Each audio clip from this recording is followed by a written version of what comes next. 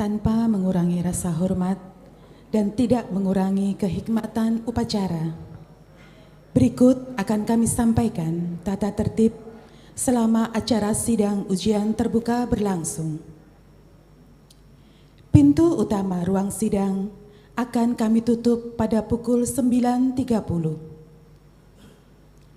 Tamu undangan dipersilahkan menempatkan diri di tempat duduk yang telah disediakan dan tidak diperkenankan meninggalkan ruang sidang selama ujian berlangsung. Dimohon untuk tidak menyalakan atau menonaktifkan segala bentuk alat komunikasi. Dokumentasi selama acara berlangsung hanya dilakukan oleh panitia. Tamu undangan diperbolehkan mengambil gambar sesudah pelaksanaan ujian promosi doktor. Terima kasih.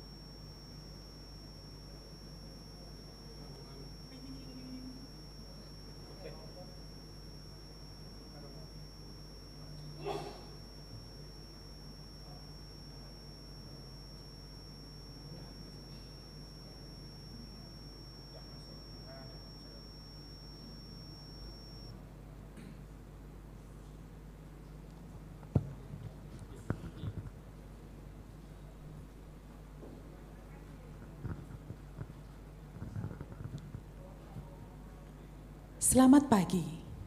Salam sejahtera bagi kita semua.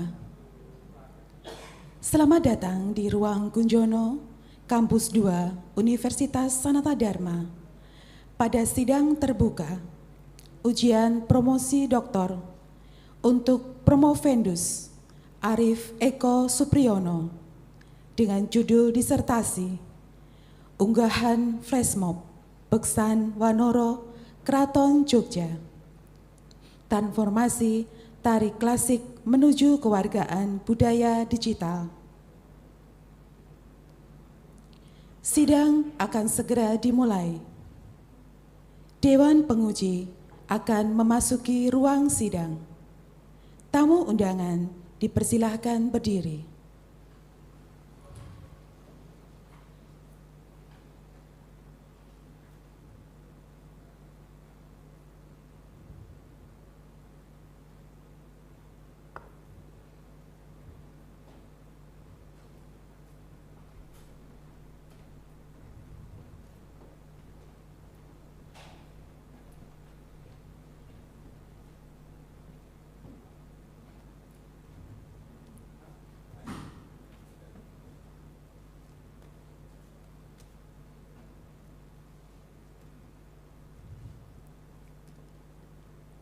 Tamu undangan dipersilahkan duduk kembali.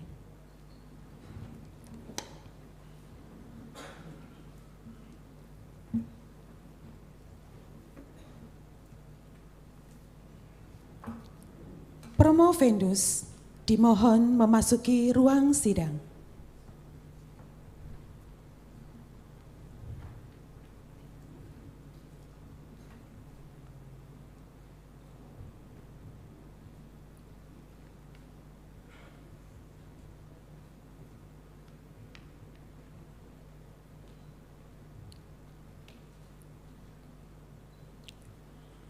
Pimpinan sidang ujian terbuka, Direktur Program Pasca Sarjana Universitas Sanata Dharma, Profesor Paulus Sarwoto, PSD, dipersilahkan untuk membuka sidang.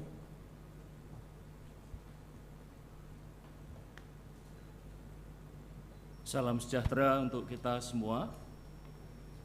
Dengan rahmat Tuhan Yang Maha Esa, saya buka sidang ujian doktor terbuka atas nama kurikulum dengan IPK sekurang-kurangnya 3,00.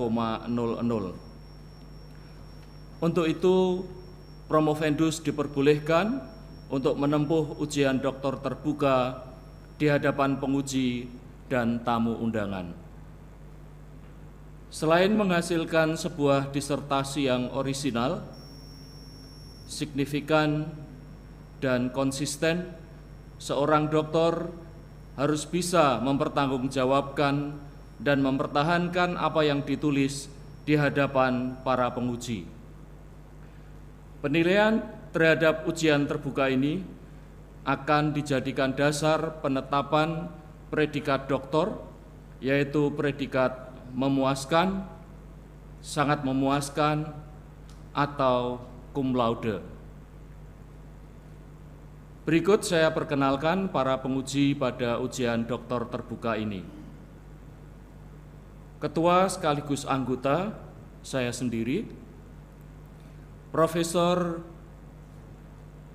Novita Dewi, PhD, selaku promotor, Profesor Bambang Sulistianto, PhD, selaku kopromotor, dan tim penguji pada ujian kali ini FX Oda Teda Ena, IDD, Dr. Justina Devi Ardiani, M.Hum, Dr. Sumaryono, MA, Profesor Dr. Yudiaryani, MA, dan Dr. Gregorius Budi Subanar, SC. Sebelum ujian dimulai, saya ingin bertanya kepada Saudara Promovendus, apakah Saudara Promovendus dalam keadaan sehat dan siap untuk diuji? Terima kasih, saya sangat sehat dan siap untuk diuji. Baik, Terima kasih. Kepada promotor Profesor Novita Dewi PhD, dipersilahkan terlebih dahulu untuk membacakan kurikulum vitae secara singkat dari Saudara Promovendus. Terima kasih. Bapak Arif Eko Supriyono ini lahir di Gunung Kidul. Bulan ini akan ulang tahun 13 Mei 1963. Dan beliau mendapatkan seorang pendamping setia, Ibu Sri Mulyani, yang mungkin hadir di sini, dan juga dikaruniai dua putra yang luar biasa, Insinyur Cahya Aryati dan Dr. Surya Aryani. Pendidikan dari Saudara Arif Eko Supriyono ini adalah S1 di ISI Yogyakarta, lalu kemudian S2 di Universitas Gadjah Mada dan S3 di Universitas Tercinta Universitas Sanata Dharma. Beliau sudah menghasilkan banyak tulisan baik di jurnal nasional maupun internasional, semuanya di bidang sinematografi. Itu saja biografi singkat dari Bapak Arif Eko Supriyono.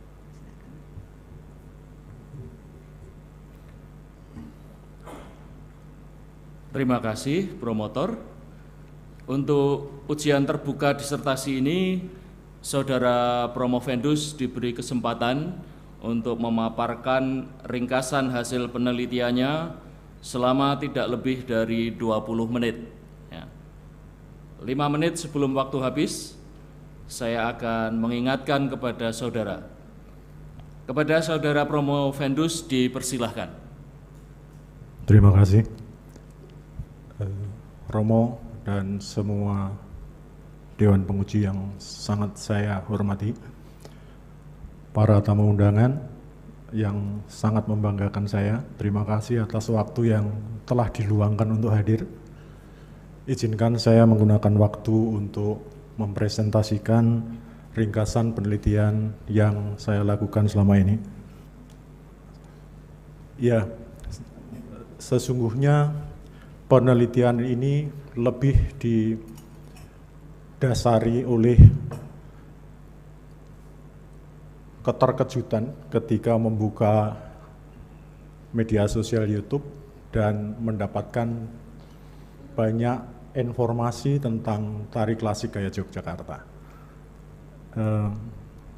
Dalam disertasi ini, dalam penelitian ini saya ingin mencoba membahas transformasi tari klasik itu dari legitimitas menuju ke popular taste.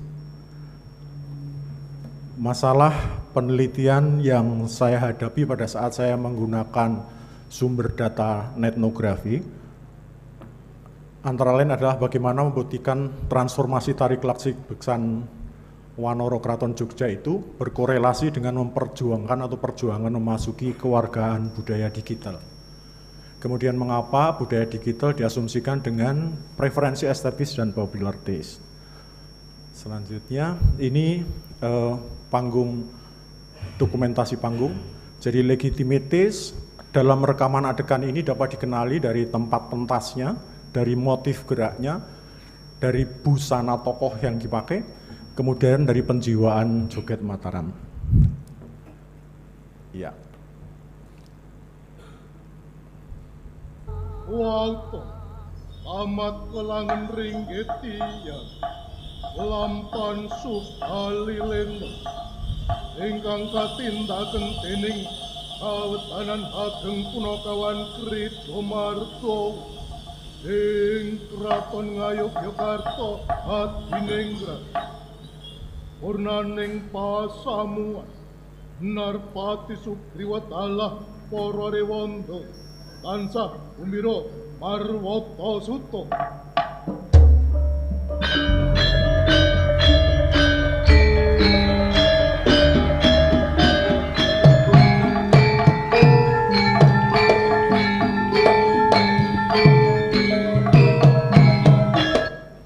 Iya, selanjutnya.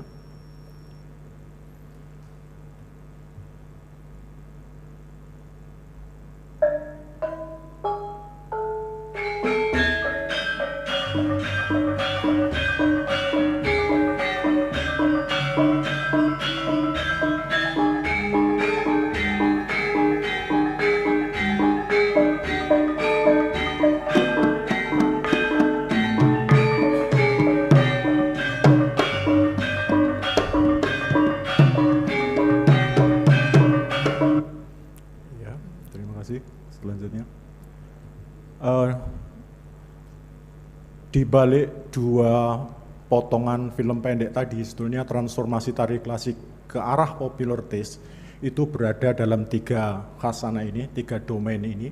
Jadi dalam sisi gagasan terjadi perubahan dari legitimate taste menuju ke popular taste, kemudian dari sisi produknya sendiri terjadi simplifikasi dan demokratisasi dari apa yang biasa dilakukan di keraton. Kemudian dari perilaku sosialnya terjadi perubahan yang sangat besar dari para penari profesional yang sangat mampu pentas di keraton, dan ini diubah dalam bentuk panggung arena terbuka.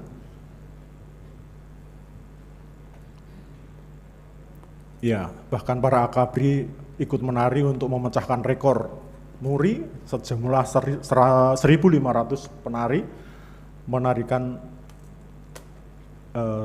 beksan Wanoro. Silakan lanjut, Mas.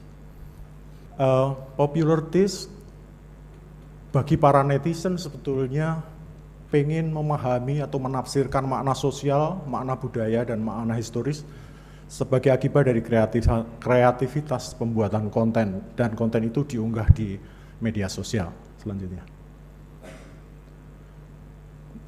pada dasarnya sebetulnya Flashmob Beksan Wanoro ini kalau kita lihat dari genealoginya, dari historisnya, adalah koreografi yang sengaja diciptakan baru keraton yang namanya gelar budaya Catur Sagotro. Dan Catur Sagotro 2019 itu kebetulan terhalang oleh COVID dan macam-macam, dan ada usaha kreatif yang sangat brilian menciptakan Flashmob untuk membuat koreografi yang berdurasi 5 menit itu untuk publikasi di ruang publik.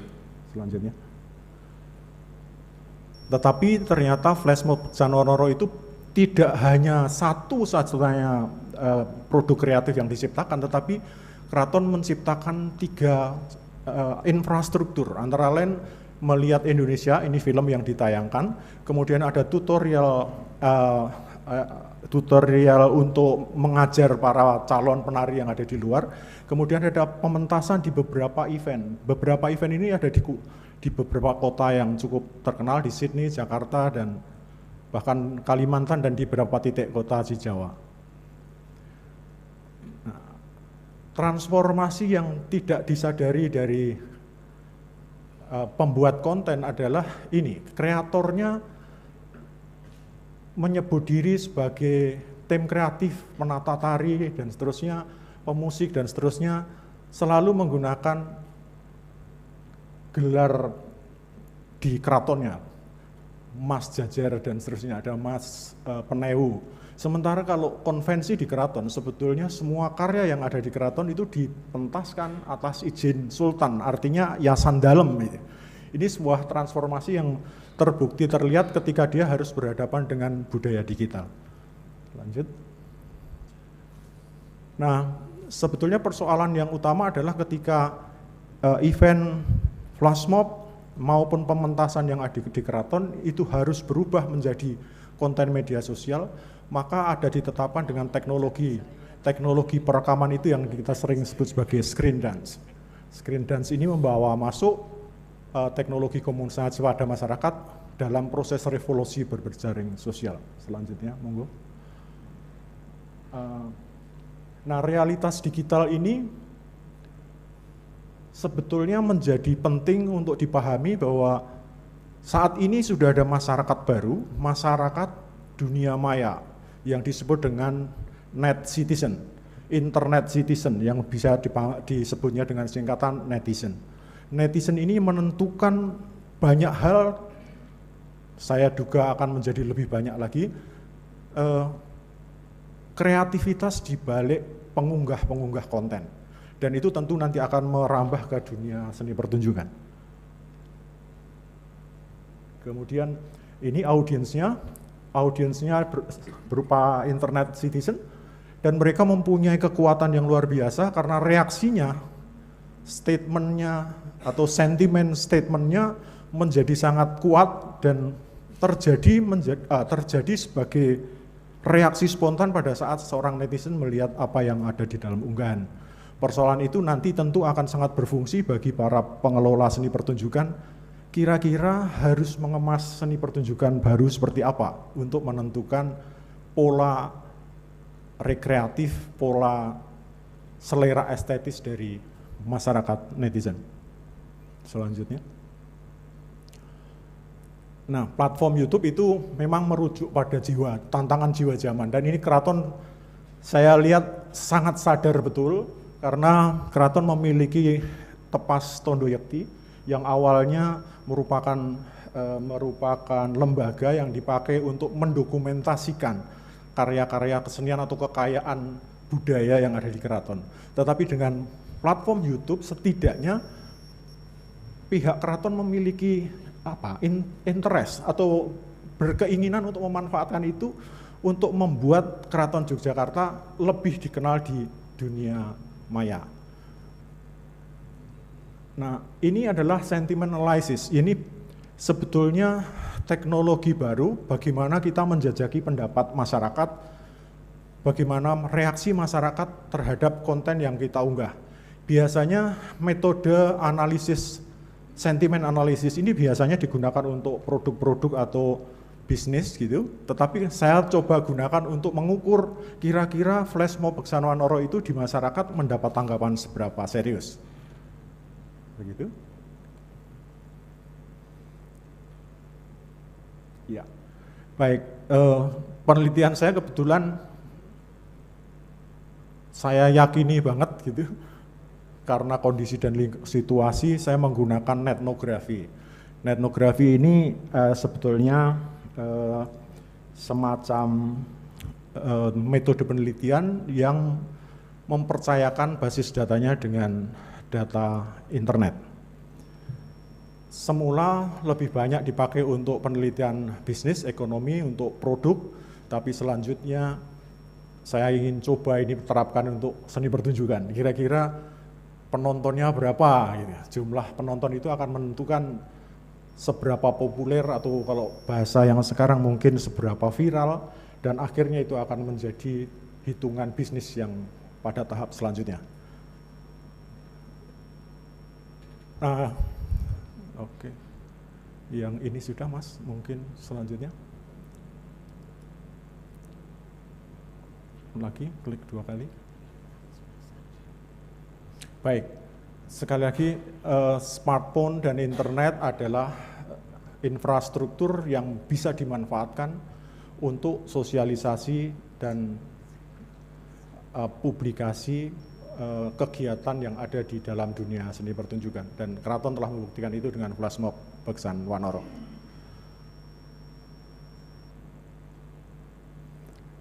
Saya mencoba untuk menggunakan analisis metode hermeneutik seni, dan hermeneutik seni itu memang memberikan kesempatan saya untuk berpikir, menafsirkan teks-teks seni pertunjukan yang ada di internet dengan sedikit longgar, tanpa saya harus merasa saya orang seni pertunjukan, saya sangat terganggu, bukan begitu. Saya mempunyai kebebasan untuk menginterpretasikan dengan cara metode hermeneutik seni ini. Silakan. Nah, domain kultural ini menjadi penting untuk ditekankan sebagai transformasi tari klasik karena bagaimanapun juga pihak keraton khususnya Krido Mardowo Keraton Yogyakarta memiliki strategi dalam mewujudkan pola transformasinya, dan itu berwujud dalam gagasan. Banyak ide ingin dikembangkan dalam bentuk flash mob karena dicoba ada Beksan Mena, ada Beksan Trunojoyo, dan itu mohon maaf agak sedikit paksakan gitu. Untuk menjadi flash mob dia tidak tepat. Tetapi begitu dengan Beksan Wanoro menjadi sangat populer dan menjadi sangat bagus. Sementara wujud karyanya memang adalah karya baru. Bahkan perilaku para penari yang melakukan flash mob ini memiliki interpretasi yang macam-macam. Kalau teman-teman taruna menganggap, kita olahraga Bapak. Kalau teman-teman yang sedang belajar di Jogja mungkin ini pengalaman baru. Dan flash mob cukup berhasil untuk mengundang sebagai hasil publikasi internet banyak tamu untuk melihatkan event Catur Sagotro.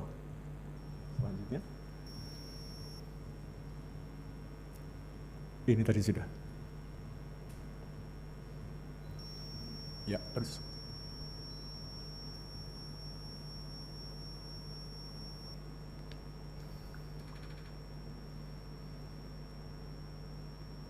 Baik, penelitian ini sebetulnya saya coba untuk berpikir secara kontekstual gitu, bahwa masyarakat internet sebetulnya menghasilkan budaya digital dengan kompleksitas karakteristik berbasis bahasa virtual.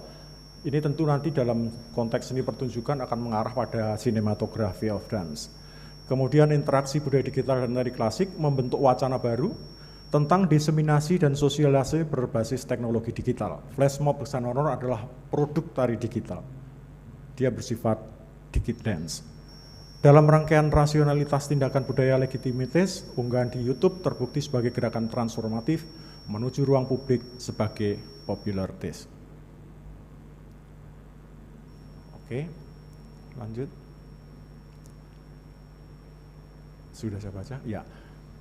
Kira-kira saya mencoba memberanikan diri gitu, bahwa apa yang saya lakukan ini agak sedikit nyerempet kebaruan gitu. Yang pertama adalah metode etnografi, kemudian yang kedua adalah eksplorasi sentimen analisis dengan interaksi seniman. 10 menit. Ya. Selanjutnya kami mempersilahkan para penguji untuk memberikan pertanyaan dan komentar. Masing-masing diberi waktu maksimal 8 menit, dimulai dari promotor. Pada promotor, Profesor Novita Dewi PhD, waktu dan tempat kami persilahkan.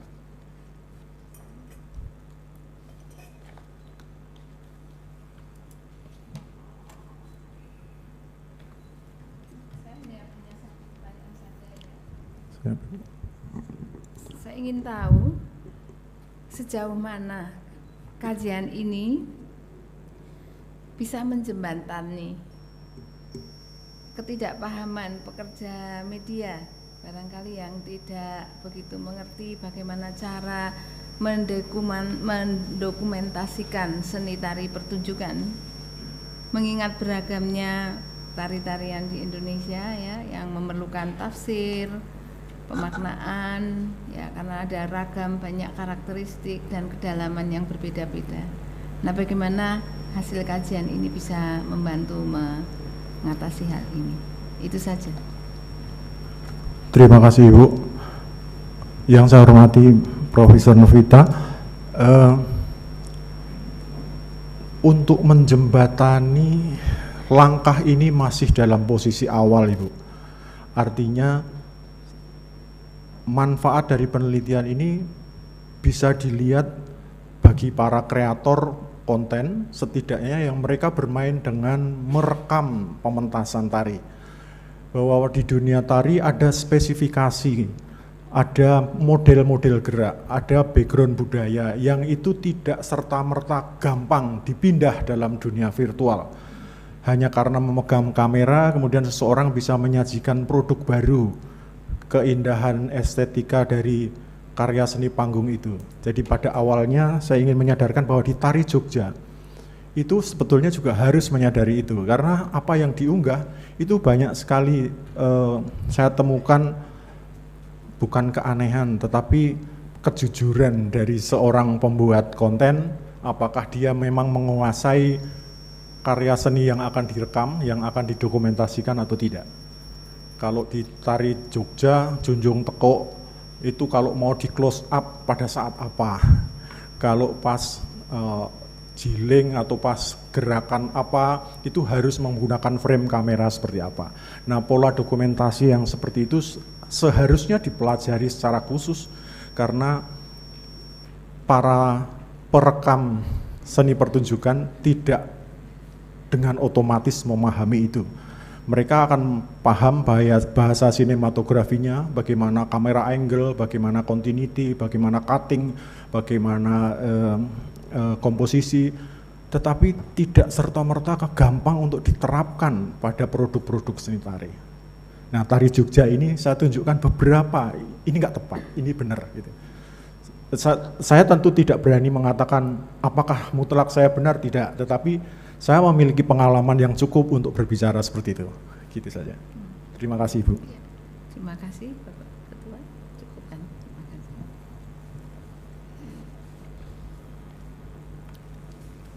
Berikutnya waktu kami berikan pada kopromotor Profesor Bambang Sulistianto PhD, waktu dan tempat kami silakan. Terima kasih Pak.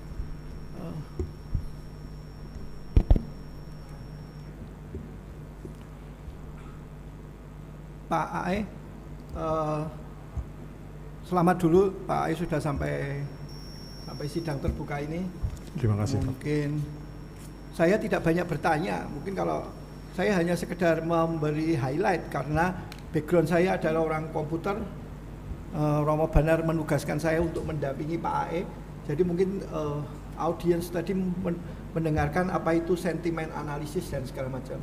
Ya. Tapi ya sentimen analisis sebenarnya hasil dari paksaan saya. Ya, tapi itu sungguh menarik sesungguhnya ketika itu dimasukkan di dalam sebuah kajian ilmu sosial, karena sentimen analisis itu sekarang menjadi tren untuk melihat reaksi dari netizen itu.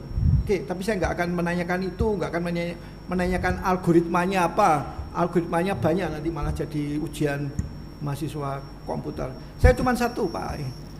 Jadi begini, kalaupun hari ini Pak AE resmi jadi dokter, saya selalu menandaskan bahwa itu bukan akhir, tetapi awal. Saya cuma pengen bertanya, di tesisnya Pak AE ini tidak ada future work, pekerjaan lanjutan. Saya cuma ingin bertanya, setelah ini Pak AE mau melakukan apa? Itu yang paling penting. Itu aja. Matur nuwun, terima kasih. Terima kasih Profesor Bambang Sulistianto yang saya hormati. Izin saya menjawab. Untuk awal, sebagai titik awal untuk memulai berkreasi atau bekerja, tentu itu sangat penting dan akan saya indahkan, saya akan jalankan. Saat ini, sedikit buka kartu, mungkin ada 2 naskah jurnal yang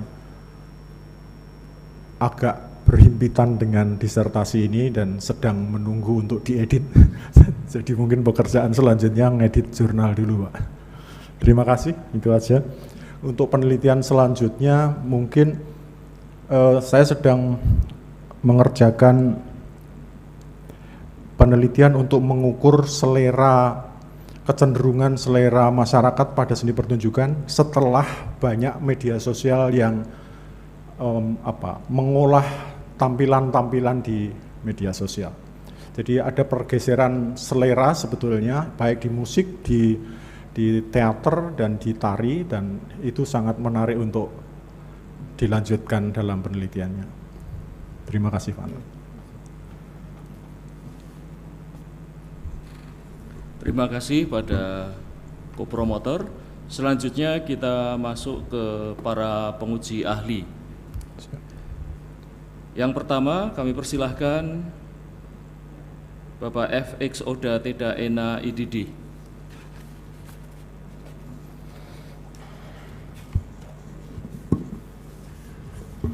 Terima kasih Bapak Ketua Sidang. Yang pertama tentu selamat Pak AE sudah menjalankan penelitian, kemudian juga menjalani berbagai proses ujian dan akhirnya pada tahap pada pagi hari ini. Jadi selamat. Kemudian yang kedua, karena tadi ada 8 menit, saya mungkin ada 2 buah pertanyaan karena tadi sebenarnya waktunya tadi masih sisa banyak. Saya kira masih ada banyak sekali yang saya sendiri menemukan sebenarnya sangat menarik, tapi mungkin Bapak Ibu para hadirin dan juga para penguji, mungkin kalau para penguji karena sudah membaca naskahnya saya kira sudah tahu gitu, tapi ada sesuatu yang menarik. Yang pertama mungkin pertanyaan dulu terkait dengan metodologi penelitian ya. Tadi disampaikan di daftar riwayat hidup tadi bahwa Anda mulainya dari penari begitu ya. Kadang-kadang dalam penelitian itu ada bias-bias tertentu begitu ya. Nah, bagaimana bisa diceritakan bagaimana Bapak mengelola bias ini sebagai seorang penari, tetapi kemudian Anda meneliti transformasi taste transformation tadi ya. Jadi bagaimana Anda bergelut dengan kemungkinan bias ini dalam penelitian, Bapak. Terima kasih. Terima kasih, Bapak Dr. Auda Tedaena. Izin saya menjawab.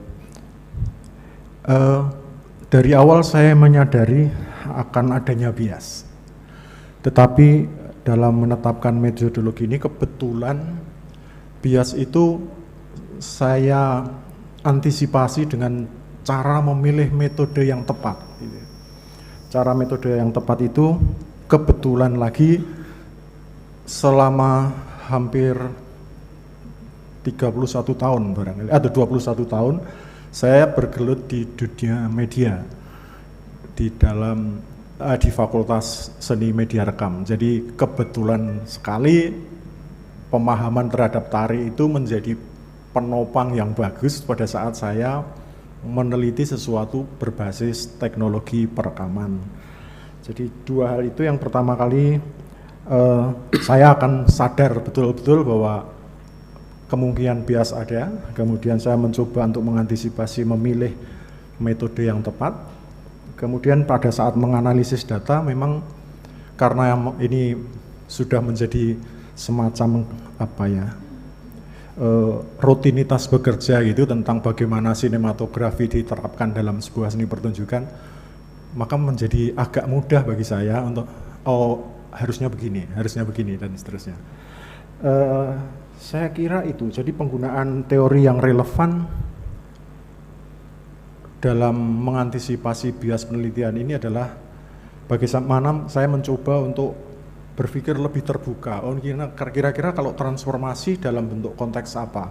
Dan ternyata transformasi dalam konteks itu saya bisa coba pahami dengan pendekatan kajian kultural, bahwa secara gagasan dia berpindah dari apa ke apa, dari bentuk panggung menjadi bentuk virtual seperti apa, dan yang terakhir perilaku sosialnya seperti apa pada saat di panggung dan pada saat di lapangan atau di ruang publik, bagaimana setelah direkam, itu bisa saya pahami dengan sangat baik.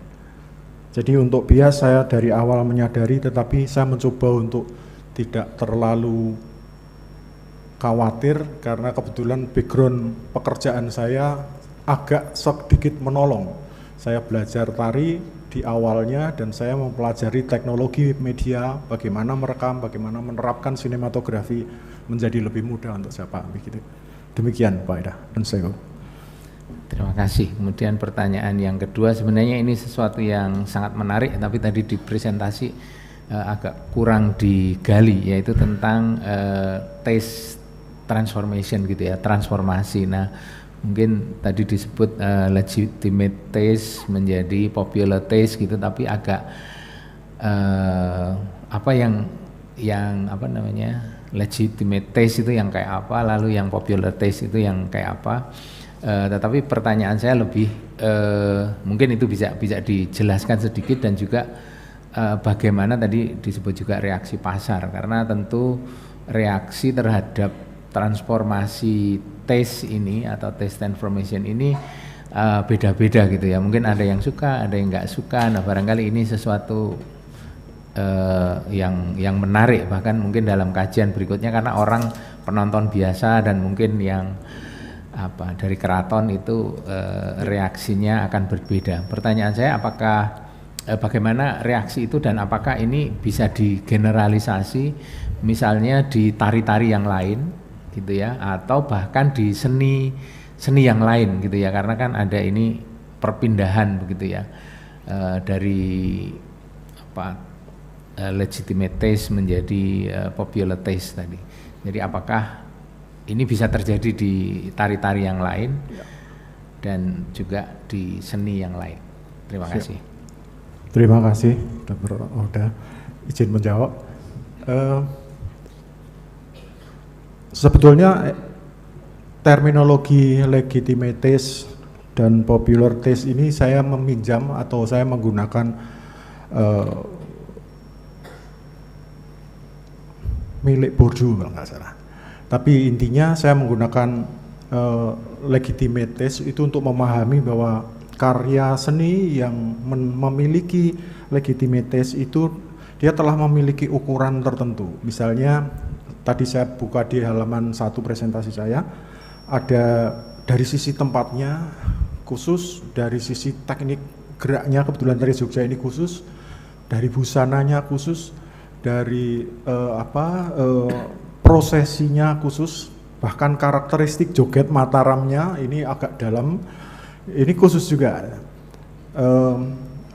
Popular taste lebih ke arah bagaimana menjadikan orang suka. Kalau di legitimate taste itu konvensi sudah menjadi konvensi, sementara kalau yang popular taste adalah tanggapan orang secara spontan, reaksi orang pada spontan, yang kebetulan dari dalam penelitian ini dibuktikan dengan metode yang dianjurkan oleh Prof. Anto tadi tentang sentiment analysis.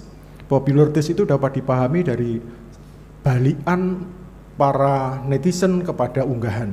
Di sana ada 4 jenis, ada netral, ada positif, ada negatif, dan ada sekedar suka atau tidak suka. Nah, dari sentiment analysis ini akan menunjukkan seperti apa sih selera publik itu. Dan itu menjadi sangat menarik untuk dikaitkan dengan bagaimana selera itu mencerminkan reaksi spontan para penonton. Kemudian selera populer itu juga terjadi pada saat unggahan ataupun pada saat pentas di arena publik, itu tidak ada jarak misalnya antara penonton dan panggung misalnya. Itu salah satu indikator yang bisa saya munculkan. Kemudian kalau generalisasi untuk tari lain, saya sebetulnya harus hati-hati, tidak berani mengatakan bisa gitu, tetapi setidaknya saya menyampaikan rambu-rambu bahwa untuk setiap tarian daerah itu mempunyai karakteristik berbeda. Saya ambil contoh seperti ini. Pada saat kita menerapkan sinematografi untuk tari Jogja, itu akan sangat berbeda jauh dengan tari Bali. Alasannya apa? Detail gerak di tari Bali sangat jelas. Frekuensi untuk mengembangkan ritme sangat kuat. Maka kalau kita menggunakan pola editing atau penempatan framing kamera itu seharusnya hati-hati. Kalau dengan tari Jogja mungkin lebih sederhana, akan dibuat general shot, kamera long shot dengan framing besar, utuh, aman. Tapi untuk tari Bali, hal itu tidak mungkin terjadi. Jadi kalau di generalisasi bisa atau tidak, pada batas tertentu bisa, tapi pada waktu yang lebih luas harus ada penelitian lebih lanjut. Mohon izin itu. Kemudian kalau reaksi pasar, netizen itu sebetulnya juga penonton. Dia hadir waktunya sesuai dengan mereka, apalagi kalau ada teknologi live streaming misalnya. Itu reaksinya bisa langsung, suka ya bisa ngomong suka, tidak suka ya sesukanya itu. Dan di balik itu semua, unggahan jika mendapatkan reaksi penonton cukup besar, ada batas-batas tertentu yang bisa dimonetize. Itu saya kira penelitian lain yang sangat menarik untuk dikerjakan. Kira-kira kalau membuat program pertunjukan melalui internet, seperti apa yang seleranya tepat untuk penonton dan itu menghasilkan uang. Mohon izin itu saja, Pak. Terima kasih. Saya kembalikan kepada Saudara Ketua. Terima kasih Pak Uda. Berikutnya, penguji berikutnya Dr. Justina Devi Ardani M. Hum. Tapi jam 5:30 tadi pagi Bu Devi WA saya, itu semalam batuknya tidak mereda, lalu mohon izin pagi ini dipamitkan dan pertanyaannya dititipkan kepada saya untuk ditanyakan ya. Jadi izinkan saya menyampaikan pertanyaan dari Bu Devi sekaligus membatasi diri saya supaya tidak lebih dari 8 menit. Baik. Pertanyaan pertama dari Bu Devi, secara teoritis penelitian ini dianalisis dengan melihat bagaimana konsep kewargaan budaya bergerak menuju konsep kewargaan budaya digital. Pertanyaannya, jelaskan bagaimana proses itu terjadi. Mungkin agak terkait dengan pertanyaannya Pak Uda barusan. Ya. Langsung menjawab, Rob. Terima kasih, titipannya sudah diterima. Saya selalu hati-hati dan agak sedikit berpikir keras pada saat harus menentukan bagaimana proses transformasi itu terjadi. Jadi pada saat saya mendapatkan pertanyaan ini, yang terpikir oleh saya adalah setidaknya ada 3 fase transformasi. Fase transformasi yang pertama adalah dari sajian utuh pergelaran Beksan Wanara Subalileno, diambil satu segmen, diubah menjadi flash mob. Flash mob ini diubah menjadi instructional design flash mob, karena tujuannya untuk sosialisasi di masyarakat secara manual, bukan secara digital. Itu transformasi yang pertama. Kemudian transformasi yang kedua adalah ketika flash mob itu dilakukan di ruang publik, maka ada prosesi tertentu yang menjadikan orang sadar bahwa ini flash mob. Ada maskot, ada penari tambahan, dan ada masyarakat publik yang ikut.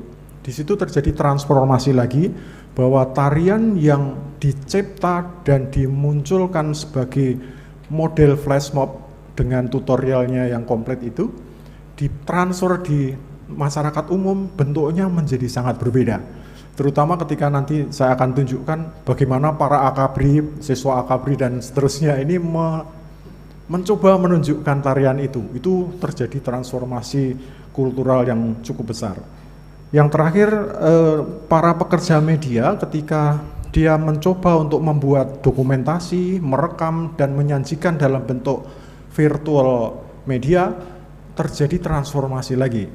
Transformasi yang terjadi adalah bagaimana para pekerja media ini mencoba memilih dan menetapkan angle apa, editing seperti apa, zooming harus perlu enggak, ganti posisi angle atau tidak, dan selanjutnya diedit untuk diunggah di media sosial. Jadi setidaknya ada 3 fase perubahan transformasi itu, dan tentu ini membutuhkan teori-teori praktis dari bagaimana pengguna budaya itu berorientasi pada tujuan kewargaan budaya digital. Hanya itu, Prof. Baik, terima kasih. Pertanyaan berikutnya, yang kedua, kreativitas baru apa yang Anda temukan yang lahir dalam fenomena flash mob Beksan Wanara yang diunggah di YouTube? Terima kasih, Bro. Kreativitas apa? Saya sebagai orang yang suka memegang kamera, tentu sangat disadarkan bahwa pada setiap menghadapi seni pertunjukan, saya harus berbuat sesuatu yang kreatif. Kreativitas ini adalah mencoba bagaimana mengubah pola panggung langsung atau pertunjukan panggung menjadi bahasa virtual. Dan itu sebetulnya dinamikanya cukup banyak, bahkan detail sampai bagaimana infrastruktur harus saya siapkan, bagaimana alat perekam suara, bagaimana lighting, bagaimana alat perekam gambar, bagaimana switcher bekerja di lapangan, atau saya harus editing offline. Itu adalah karya-karya baru yang muncul akibat kreativitas melihat flash mob ini. Karena saya sangat meyakini bahwa sebetulnya unggahan flash mob Beksan Wanara ini hanya beberapa saja yang mempunyai standar kualitas perekaman digital yang baik.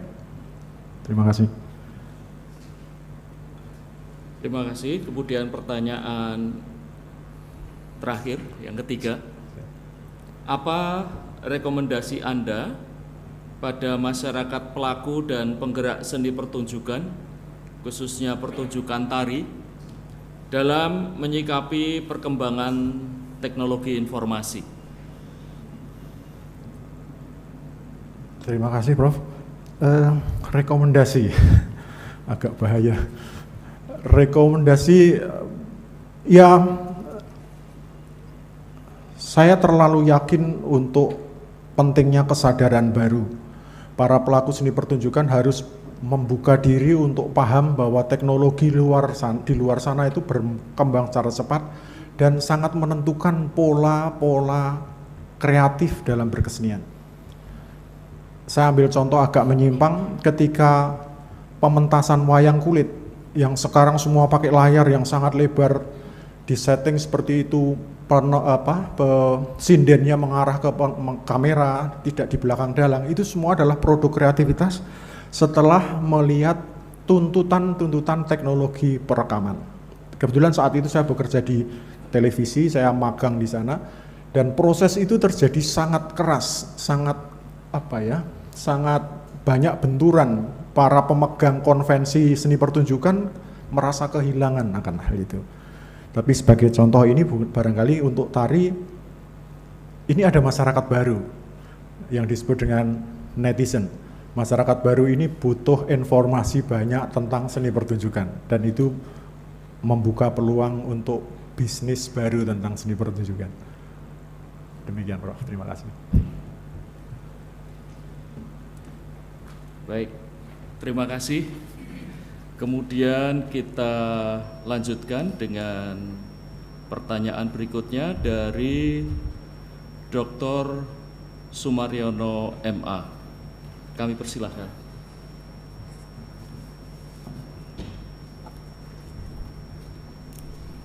Baik, terima kasih. Terima kasih Bapak Ketua. Di dalam disertasi Anda itu sangat jelas ya membedakan kewargaan budaya tradisional dan kewargaan budaya digital. Kira-kira kalau saudara memberikan penjelasan tentang memprofiling dari masing-masing ini, warga yang termasuk di dalam kewargaan budaya digital itu yang seperti apa, yang tradisional itu yang seperti apa? Silakan. Terima kasih Dr. Sumaryono, Bapak Dr. Sumaryono. Pertanyaannya susah. Izin berpikir sebentar. Kewargaan budaya tradisional, barangkali contoh ini terlalu gegabah diambil, tetapi saya hanya melihat ini. Bagaimana keterbukaan berpikir mereka bisa mencoba memahami esensi dari tradisi atau kewargaan budaya tradisi yang mereka hadapi. Ada contoh kasus yang mungkin sederhana tetapi ini dalam bentuk perilaku budaya. Mungkin tidak sampai ke pemahaman pemikiran itu. Pada saat seorang pelaku kewargaan budaya digital ingin melakukan perekaman terhadap seni tradisi misalnya gitu, dia perlu menyiapkan alat-alat yang harus dipakai. Nah, pada saat tertentu mungkin dia tidak sadar dia harus memasang mikrofon di atas musik misalnya. Nah, dalam budaya tradisi orang akan naik ke atas untuk memasang mikrofon itu ada etikanya. Harus sembah dulu lah, harus jalan jongkok lah dan seterusnya. Tetapi kewargaan budaya digital lebih berpikir praktisnya mikrofon harus dipasang di sana nih. Nah, apakah ini menjadi salah? Tentu saja tidak, karena tuntutan teknologi akan menghendaki seperti itu. Ini contoh yang paling sederhana yang sempat saya perhatikan di dalam benturan transformasi budaya di konteks ini. Begitu, Dr. Mariano. Terima kasih. Oke, terima kasih. Yang kedua, dari aspek kuantitas dan kualitas, saya minta penjelasan kritis saudara tentang unggahan pesan flash mob Beksan Wanoro. Ya. Seperti apa? Baik, terima kasih. Aspek kualitas, kebanyakan mereka yang mengunggah itu, mohon maaf katakan, mungkin tidak terlalu menguasai teknologi perekaman. Mereka menggunakan alat seadanya, misalnya kamera, handphone misalnya, dan mereka langsung mengunggah itu. Mereka melihat event pertunjukan itu tanpa persiapan, tahu-tahu langsung datang untuk merekam. Tetapi itu bukan berarti gagal sebagai kuantitas. Jumlah unggahan flash mob ini banyak sekali. Dan memang kalau kita mundur sedikit ke belakang, dalam disertasi saya tuliskan konsep flash mob itu sendiri sebetulnya juga kadang tidak dipahami dengan lebih baik. Asal menari di ruang publik, kemudian secara bertahap ada pesertanya, itu sudah disebut flash mob, padahal belum tentu. Itu ada tahapan-tahapan kerja flash mob, ada saat flashing, ada saat flashing 1, 2, 3 dan seterusnya, sampai dengan ada mobbing, kemudian baru bubar. Nah, ini tidak pernah dipahami secara detail. Secara kualitatif, saya sudah sampaikan, secara kuantitatif sangat banyak. Kalau kita mencoba masuk ke kanal YouTube, kita klik flash mob gitu, banyak jenisnya. Dan yang membanggakan adalah flash mob itu bisa dilihat kapan saja, dan ada flash mob internasional yang sampai saat ini masih dilihat dengan jumlah penonton pengunjung itu sampai jutaan. Dan itu andai kata saja flash mob yang Beksan Wanoro ini lebih dikelola lebih lanjut, mungkin juga akan menjadi baik. Tetapi dari sisi kualitatif ini sebetulnya tantangan bagi Kabupaten Ageng Ridomardowo adalah bagaimana membuat lagi sebetulnya. Karena bagaimanapun juga flash mob yang dimunculkan dengan Beksan Wanoro ini cukup menyadarkan publik bahwa kesenian tradisi itu seperti ini. Bahkan ada kesan bahwa ini telah caranya menjadikan orang tanda petik Jawa bisa nari Jawa. Terima kasih. Oke, terima kasih. Sekarang dari aspek teknik tari. Jadi kunci dari Beksan Wanoro itu, ketika kemudian ada seperti ini, nah itu yang menyebabkan itu dari teknik apa, bagian mana? Maksudnya saat perekamannya? Ya, ketika ini kan lalu ada begini toh? Ya. Nah, ya. Ini kuncinya pada gerakan mana? Kalau saya sedang merekam itu, saya akan memposisikan medium shot supaya saya masih mengcover bagian atas, karena gerakan itu sebetulnya utuh sampai kaki. Ya. Tetapi kalau posisi saya dekat dengan penarinya, terpaksa pakai medium shot. Izin Pak jurusan. Jadi kuncinya pada teknik gerak yang mana, bagian mana dari tubuh itu? Sebetulnya bagi perekam, bukan bagi perekam. Saya melihat aspek Anda sebagai penari. Oh, ada ini. Ya. Itu tengklek ya. Apa? Gerakan tengklek. Oke, 100. Soalnya ketika kemarin ujian tertutup itu kan beda ke selindur ropelok ora iso. Sampun kesupen. Baik. Masih ada ya, Pak ya? Oke. Ya, satu lagi, Pak. Ya. Saya meneruskan tadi. Kira-kira penelitian lanjutannya itu apa? Karena saya tahu Saudara Promovendus ini orang yang idealis. Gitu. Jadi saya kira sekarang sudah gelisah dengan penelitian lanjutan, dan ini tantangannya besar.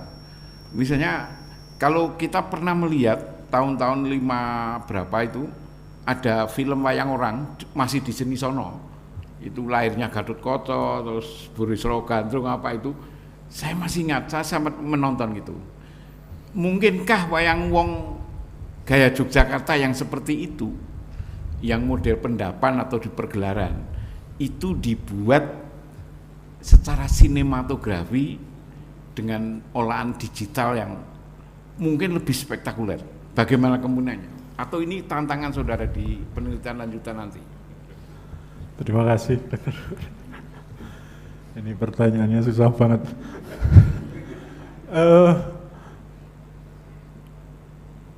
Yang sedang jadi fokus saya sekarang adalah hilangnya estetika tradisi pada saat kita berhadapan dengan media sosial.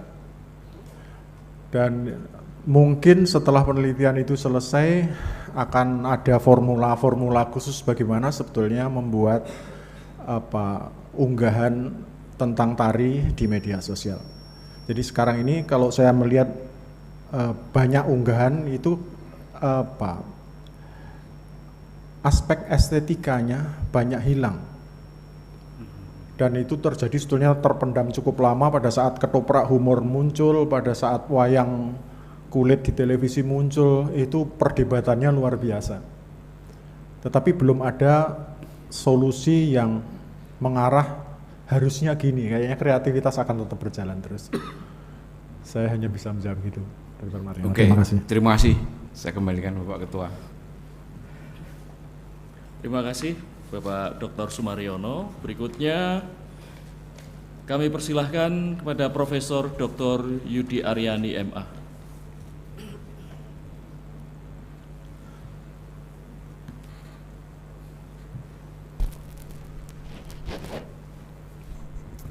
Terima kasih Pak Ketua. Selamat kepada Pak Arief Eko Supriyono yang sudah mencapai tahapan terakhir. Mungkin beberapa menit lagi gelar doktor akan segera disandangkan kepada panjenengan. Amin. Tapi sebelumnya ada beberapa hal yang ingin saya tanyakan karena penelitian ini sangat menarik dan saya harapkan untuk segera dibukukan ya, karena ada beberapa hal yang diteliti oleh Promovendus di sini adalah bagaimana transformasi kewargaan budaya itu hingga bisa mencapai dunia, sesuatu yang sifatnya lokal hingga menjadi dunia. Pernyataan saudara di dalam disertasi yang menarik adalah meneliti kasus transformasi kewargaan budaya dalam bidang seni pertunjukan bagi peneliti dinilai sebagai kebaruan. Nah, ini menjadi penting.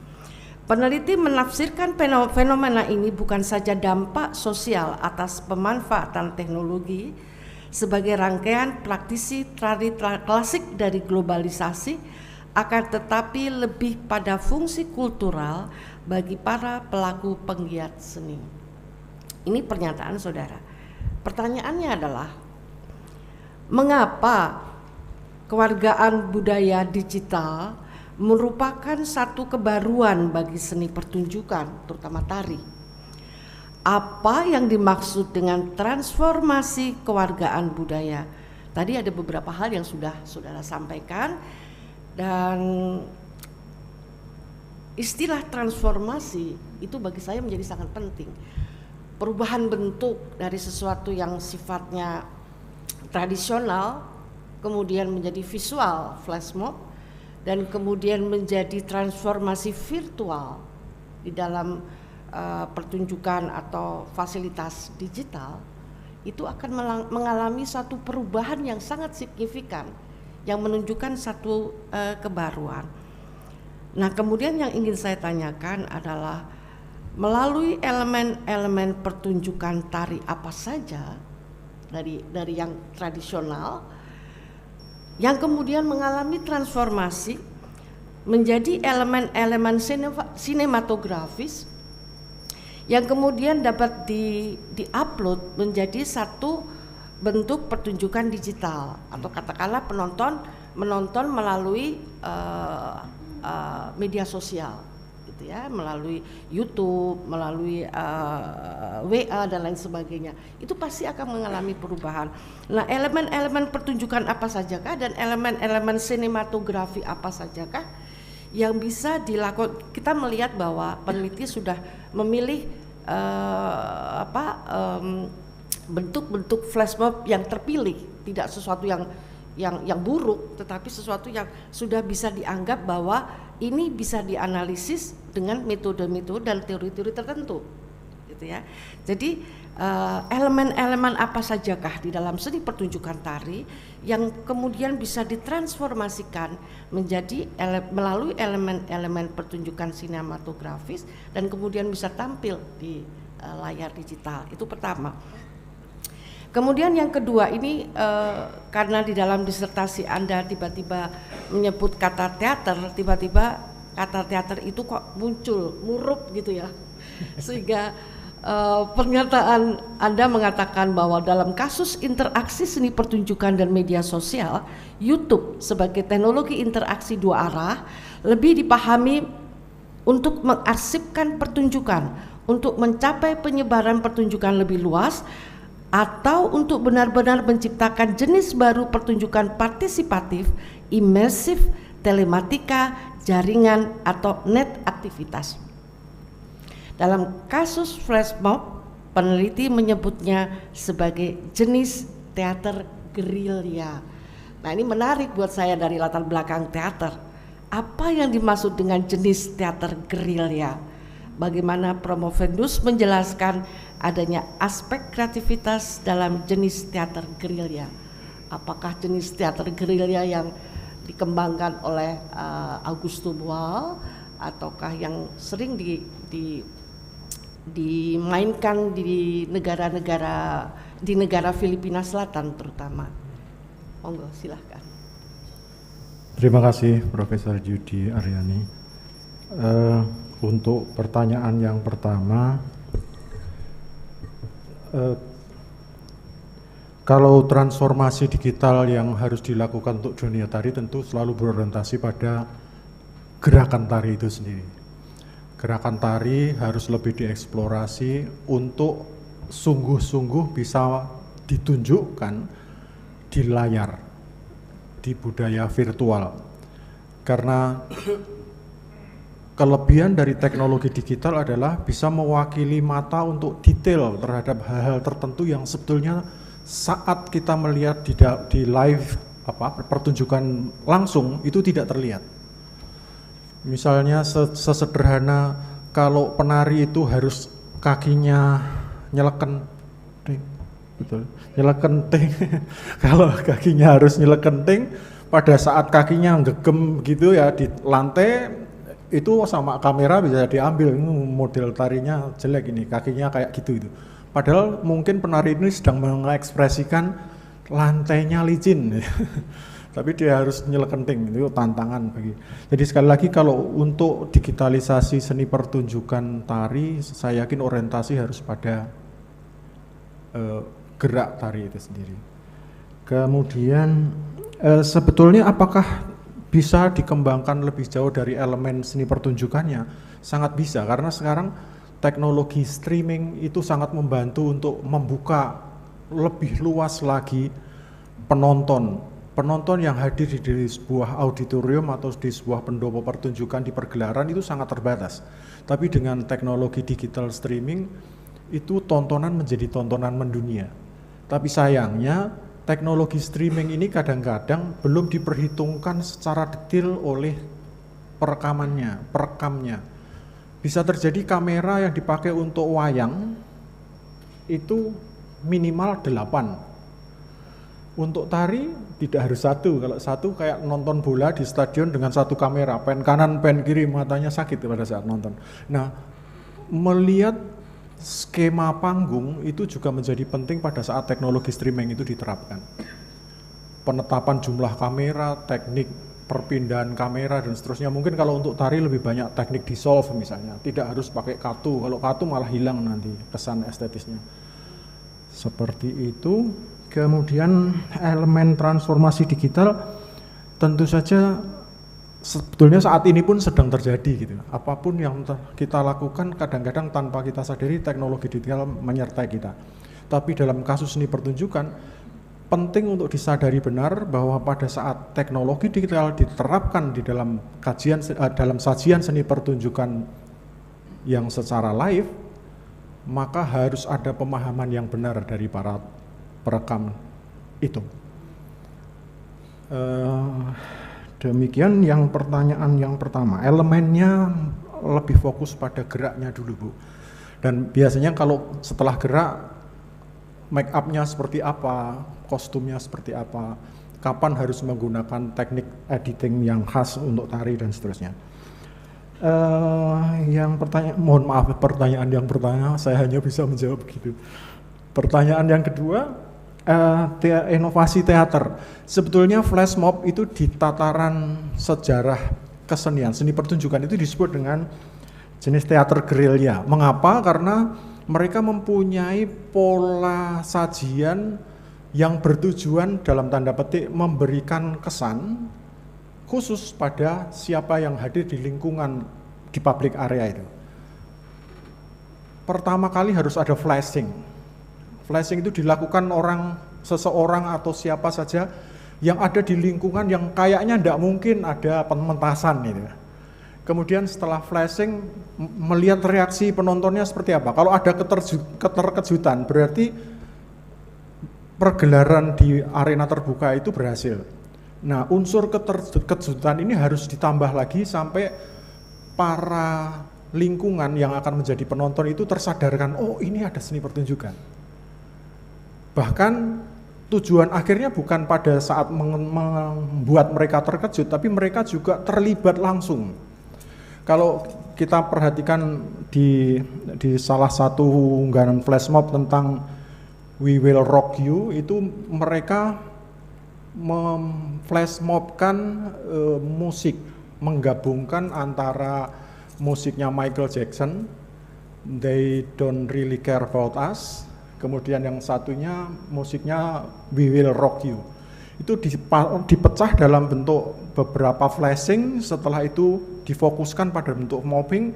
Pada saat mobbing melibatkan semua penonton di situ, itu di lantai 4 di pusat perbelanjaan, dan mereka sadar betul kita terhibur. Nah, setelah mereka terhibur selesai, mereka keluar dari arena pertunjukan dengan perasaan yang happy. Nah, teater gerilya ini saya belum mempelajari lebih lengkap apakah ini masuk juga dengan yang berkembang di Filipina. Tapi setidaknya sejarah seni pertunjukan menyebutkan teater gerilya dimotivasi oleh itu. Unggahan ekspresi para spontan melibatkan penonton, awal dan akhirnya tidak harus diketahui secara jelas. Demikian. Terkait dengan pilihan Beksan Wanoro gitu ya. Karena ada jujuk bagi saya merasa di dalam unggahan YouTube itu ada beberapa flash mob.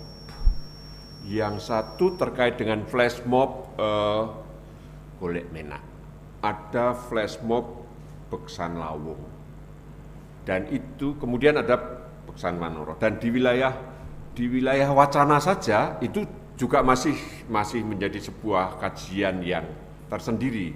Tetapi Anda dalam hal ini langsung tanpa pertimbangan tiba-tiba memilih Beksan Wanoro.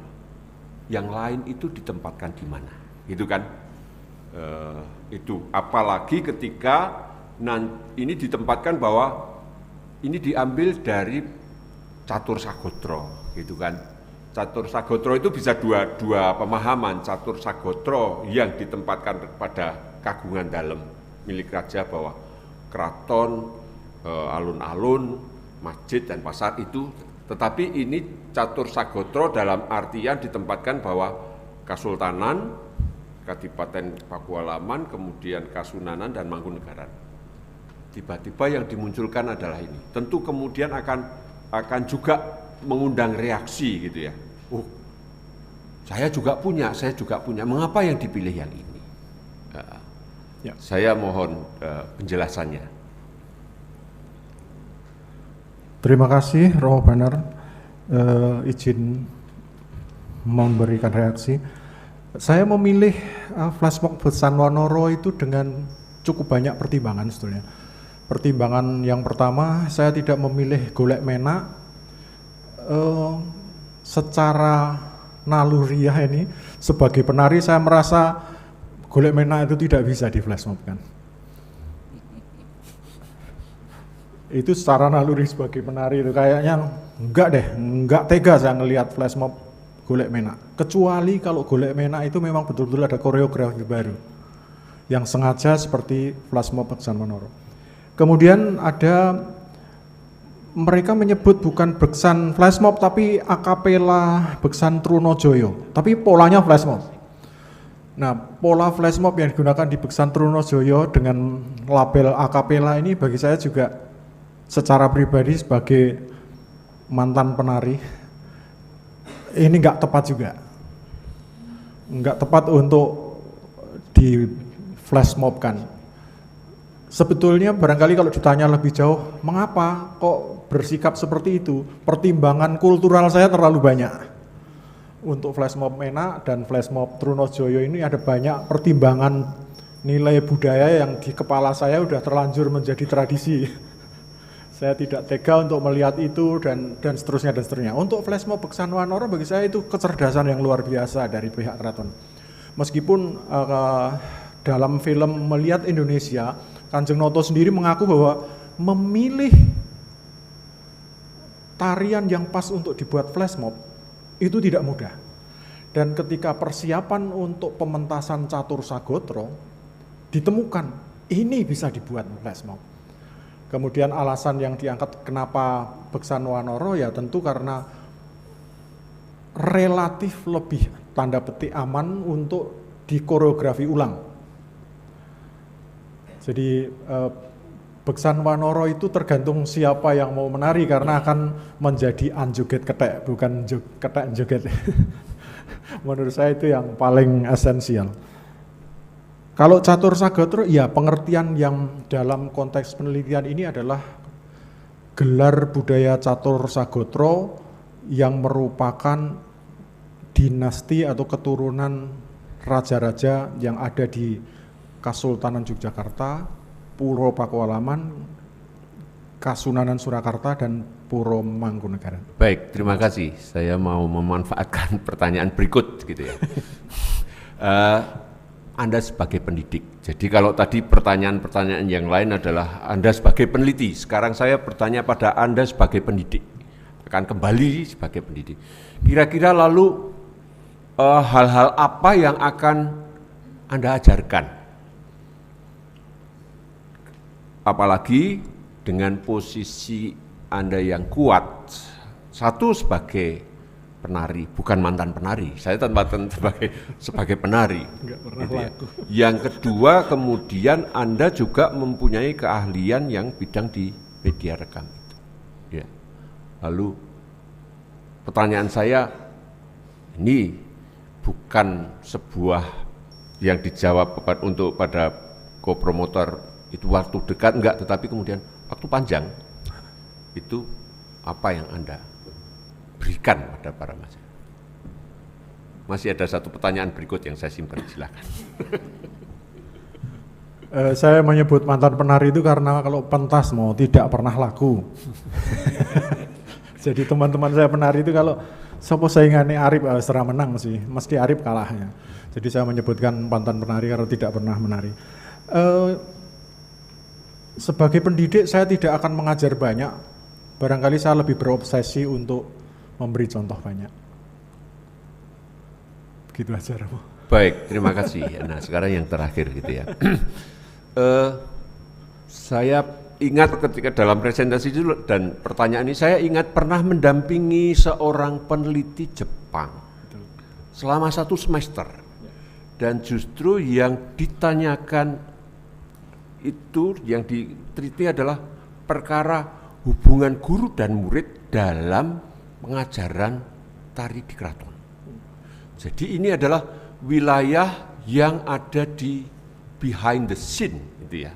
Sementara Anda kemudian lebih berbicara di wilayah bukan behind the scene-nya tetapi di ini. Dan di situ kan juga ada bukan hanya perkara larangan, tetapi juga ada pengajaran itu, ada yang istilah wejedan. Gitu. Artinya, mohon maaf nanti kalau salah, tetapi ada sebuah proses di mana di dalam pengajaran itu memang guru pada murid itu menyampaikan hal-hal bukan larangan, bukan ini, tetapi hal yang menjadi rahasia bagaimana tari klasik itu bisa. Nah, ini tadi kan Anda proses yang pertama adalah ketika membuat menjadi sebelum kepada warga budaya digital adalah dari tari klasik menjadi kontemporer. ya kan? Dari yang ada tadi legitimate taste, bukan hanya tempat saja, tetapi tari klasiknya menjadi popular taste, menjadi flash mob yang tadinya adalah kontemporer. Ya. Pertanyaan saya gitu kan, kemudian dalam hal ini Anda penari gitu ya, penari bukan menari, tetapi kemudian yang kemudian bisa menghasilkan wilayah ketika itu bukan salah ambil, bukan itu, tetapi memang kualitas dari yang legitimate taste menjadi popular taste itu. Silakan. Terima kasih Romo. Hal-hal yang berkaitan dengan behind the scenes sebetulnya sangat menarik untuk diteliti secara etnografi. Dan saya punya pengalaman, mohon maaf mungkin jawabannya pakai contoh. Saya pernah belajar menari itu dengan Romo Sunarjo Kumudasworo ya. Iya. Beliau mempunyai postur yang mohon maaf tidak terlalu tinggi, tetapi beliau kalau menari klono topeng bagus. Nah, saya belajar kepada beliau untuk bisa menarikan klono topeng, dan itu untuk ujian apa kalau nggak salah, untuk ujian koreografi apa ya Pak Mariana. Selesai presentasi saya dipanggil sama dosen pembimbing, kamu pertama kali lihat itu awakmu loh ya gitu. Badan kamu tidak cocok dengan badannya Pak Sunarjo. Sebaiknya kalau kamu mencari tokoh klono topeng yang Mas Karjono, fotografi yang ada di unggahan ya Romo. Kalau kualitas itu memang sekali lagi saya masih mempunyai dugaan yang sangat keras bahwa siapapun yang mengunggah produk pertunjukan, seni pertunjukan, baik streaming maupun unggahan karya dokumenter yang didokumentasikan dari event, itu harus betul-betul tahu bahwa dia tidak datang di pertunjukan hanya karena membawa kamera, tetapi dia harus mempelajari dulu estetika apa yang harus detail ditunjukkan dalam layar. Seperti itu, Rom. Baik, terima kasih. Dan ini bukan contoh, tetapi karena proses Anda selama ini sudah academic exercise gitu kan, lalu proses kepada para mahasiswa bukan lagi contoh. Ya. Terima kasih. Terima kasih, Romo. Terima kasih Romo Banar. Saya ada satu pertanyaan yang tertarik dengan yang ditanyakan oleh Pak Uda tadi, pergerakan dari legitimate taste ke popular taste. Itu ada satu kata kunci yang belum disebut saya kira, dan itu menjadi judul bukunya Bourdieu, distinction. Ya. Jadi legitimate taste dan popular taste itu bukan kategori yang inosen, tapi kategori yang ideologis dan sengaja dipelihara untuk membedakan kelas yang cultured dan kelas yang non-cultured, yang dianggap tidak berbudaya. Gitu. Nah,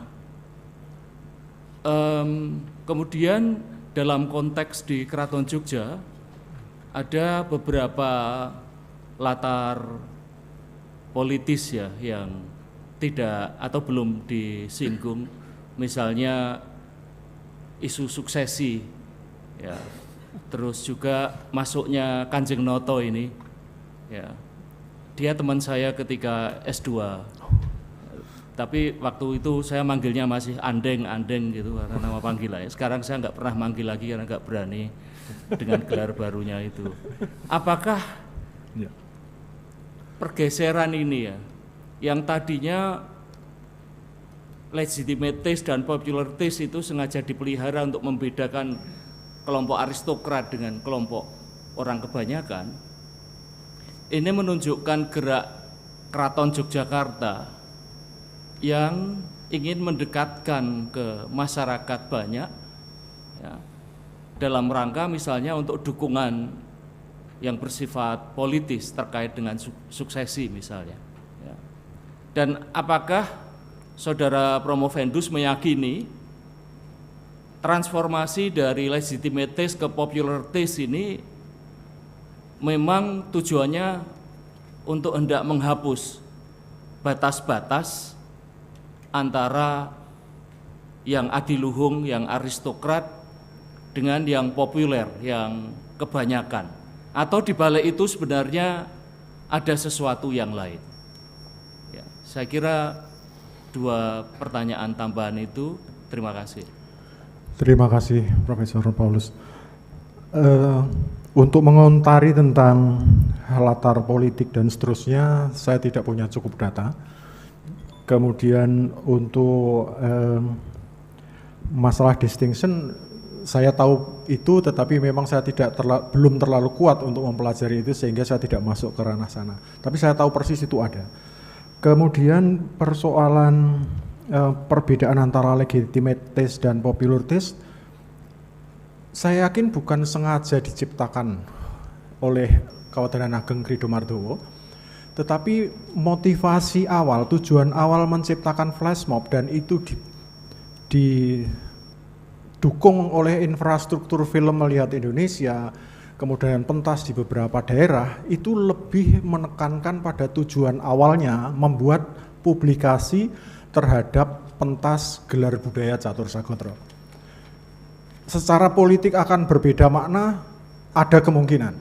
Tetapi setidaknya banyak orang menilai bahwa inilah cara yang baik untuk mengenalkan tradisi. Inilah cara yang baik untuk mendekatkan masyarakat dengan budayanya sendiri. Karena motivasi untuk publikasi itu ternyata antara lain juga disebabkan oleh fakta yang dipahami oleh Kawedanan Ageng bahwa masyarakat sekarang, anak-anak generasi Z dan seterusnya, semakin tidak kenal budaya sendiri. Dan mereka ketika melihat flash mob itu langsung, kita punya kayak gini tuh, kok bisa ya? Tapi mereka tidak tahu apakah itu masuk dalam level legitimate taste ataupun popular taste. Tapi yang pasti apa yang muncul di rakyat, apa yang muncul di arena publik, itu menjadi konsumsi yang baik untuk digital generation atau generasi Z. Kemudian yang kedua tadi, memisahkan adiluhung ya, apakah yakin menghapus adiluhung dan tidak, saya tidak sampai ke sana dan saya yakin tidak akan pernah, meskipun ada sedikit data yang off the record bahwa flash mob ini tidak semua warga Kridomardowo setuju. Ya, artinya itu kalau diteliti lebih lanjut ya menarik, tapi mungkin perlu hati-hati. Ya. Terima kasih. Ya, saya kira itu tema yang sangat menarik juga kan, apalagi untuk kajian budaya. Siap, ya, bro. baik. Siap, ya, bro. ini mengingat terutama di masa lalu juga ketoprak kan, ya, dilarang untuk mementaskan sultan dan seterusnya, ya, takutnya motif apa jariknya politis, keliru ya, dan seterusnya, ya, gitu, lalu dilarang. Ya, penelitian Anda dalam konteks itu menjadi sangat menarik. Ya, ya. Terima kasih. Baik.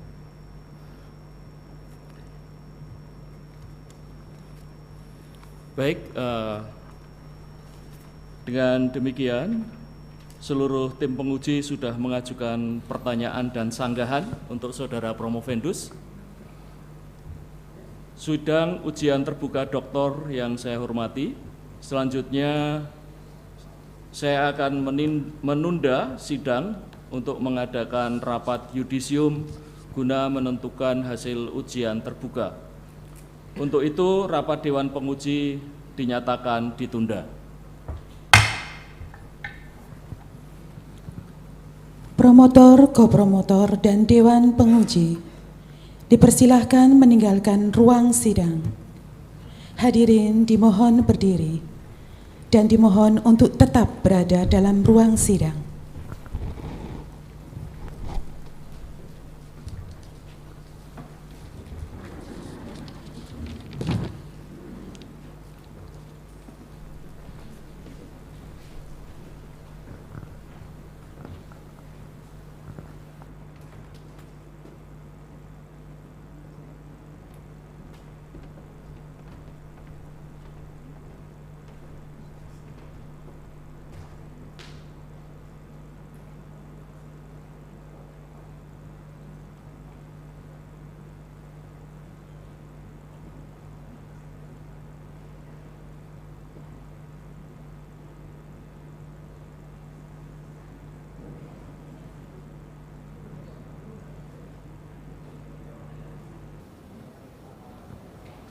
Dewan Penguji memasuki ruang sidang.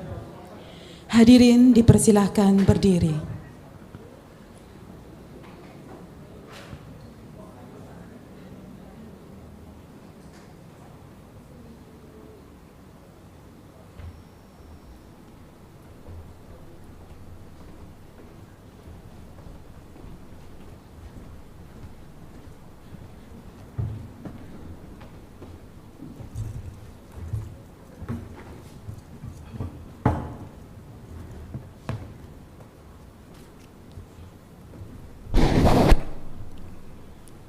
Hadirin dimohon duduk kembali.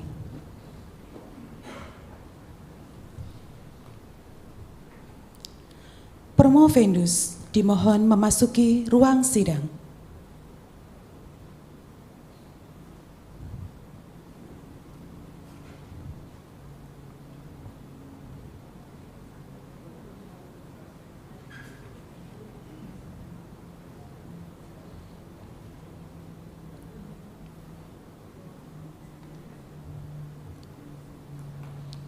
Pembacaan hasil yudisium oleh Ketua Sidang. Sidang ujian doktor saya buka kembali. Berdasarkan hasil rapat yudisium ujian doktor terbuka dan mempertimbangkan prestasi promovendus selama dalam pendidikan, juga memperhatikan penilaian yang telah dilakukan oleh tim penguji dalam ujian tertutup, segala peraturan dan kewenangan yang ada pada program Pascasarjana Universitas Sanata Dharma Yogyakarta, maka dengan ini pimpinan sidang memutuskan bahwa disertasi Saudara Promovendus Arif Eko Supriyono berjudul Unggahan Flashmob Beksan Wanoro Keraton Jogja, Transformasi Tari Klasik menuju Kewargaan Budaya Digital dinyatakan diterima, dan dengan demikian Saudara Arif Eko Supriyono telah menyelesaikan pendidikan doktor dalam bidang kajian budaya dengan konsentrasi kajian seni dan masyarakat, dan dinyatakan lulus dengan predikat sangat memuaskan.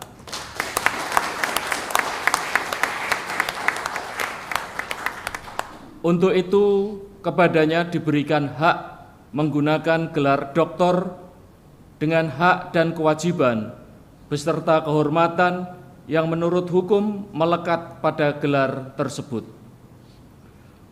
Dr. Eko Arif Supriyono adalah doktor ketiga dalam program kajian budaya S3. Penyerahan ijazah oleh Direktur Program Pasca Sarjana Universitas Sanata Dharma kepada Doktor Baru. Kepada Direktur Program Pasca Sarjana Universitas Sanata Dharma dipersilakan memindahkan kuncir dan menyerahkan ijazah.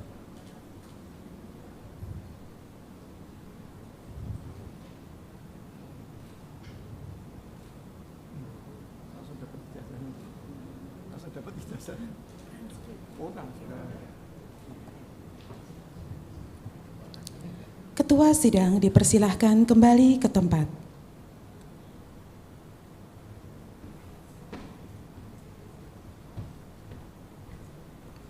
Selanjutnya kepada promotor dipersilahkan untuk menyampaikan pesan-pesan pada doktor baru. Saya saja ya, walaupun nggak banyak bedanya, tapi lebih enak.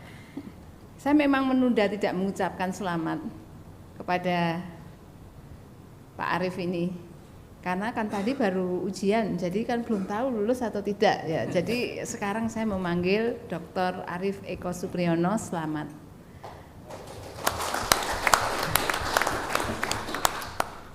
Ini saya sangat gembira karena bekerja sama dengan baik ya. Sangat terlalu baik, sangat sopan. Kalau meminta konsultasi selalu WA dulu. Dan ini buat saya belum pernah ada seperti itu.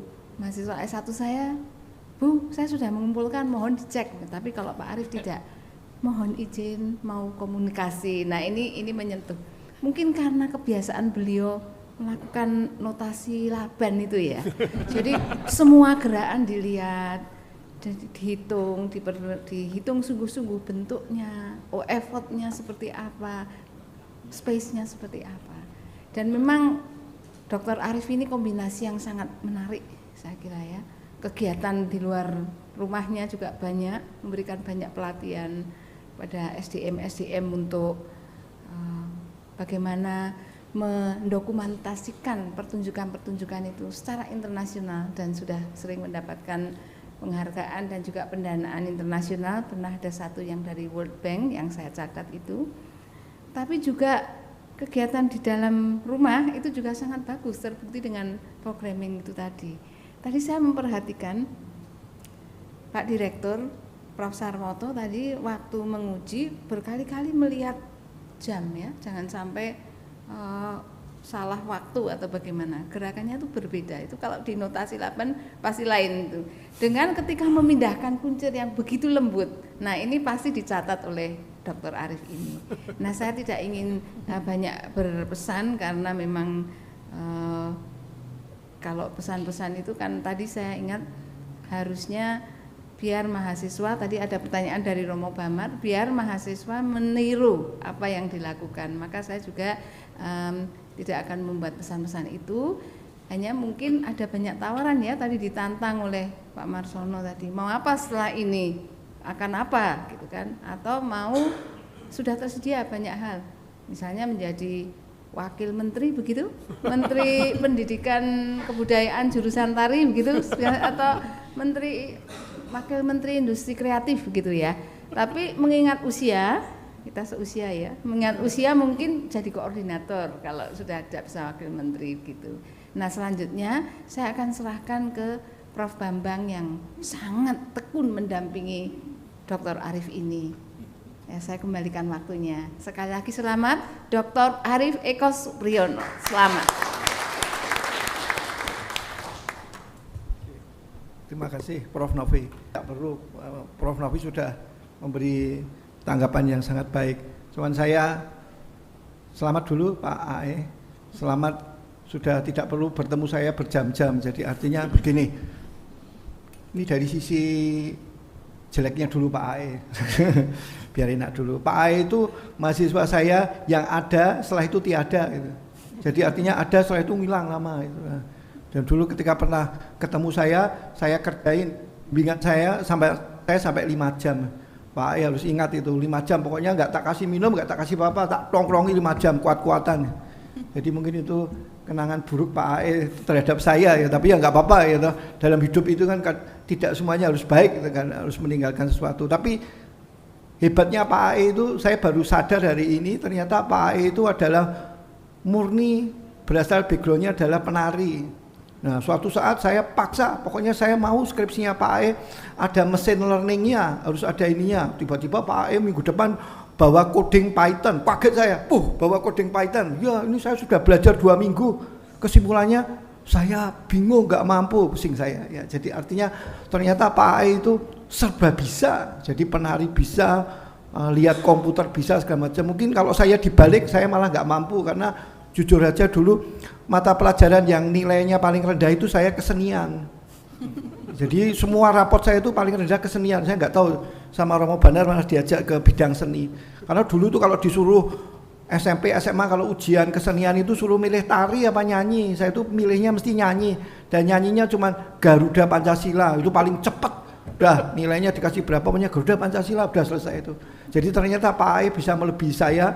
Pak AE penari sekaligus bisa, Pak AE serba bisa lah. Jadi saya bangga punya mahasiswa Pak AE. Jadi bisa meladeni semuanya ini yang dari Pak Mariono backgroundnya tari, dari semuanya backgroundnya ini. Pak AE itu tangguh dalam kehidupan ini. Selamat Pak AE. Dan juga nanti minggu ini atau minggu depan Pak AE akan mantu. Jadi Pak AE ini bulan ini punya dua hajatan ya, satu hari ini dan satu mantu. Selamat matur nuwun Pak AE. Ya. Terima kasih.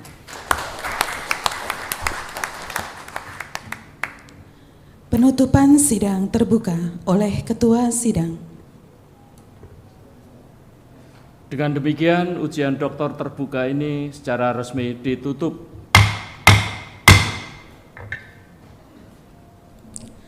Ketua Sidang, promotor, kopromotor, dan Dewan Penguji dipersilahkan memberikan ucapan selamat dan foto bersama dengan doktor baru, Dr. Arief Eko Supriyono.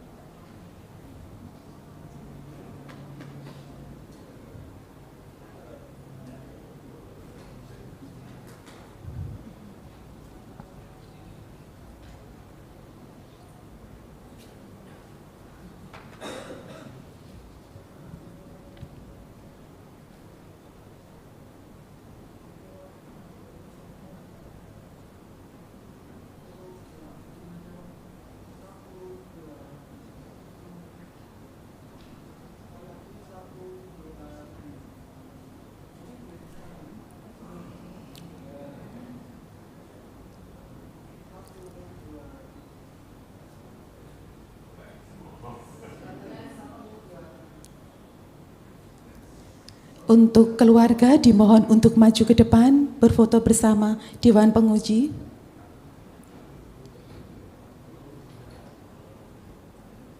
Monggo silakan Ibu.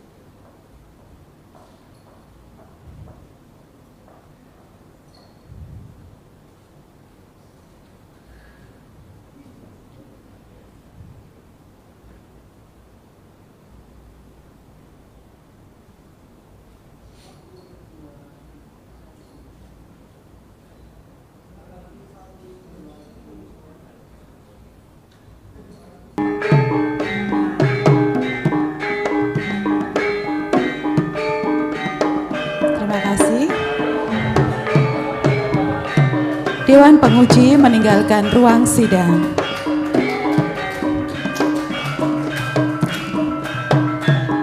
Hadirin dimohon untuk berdiri.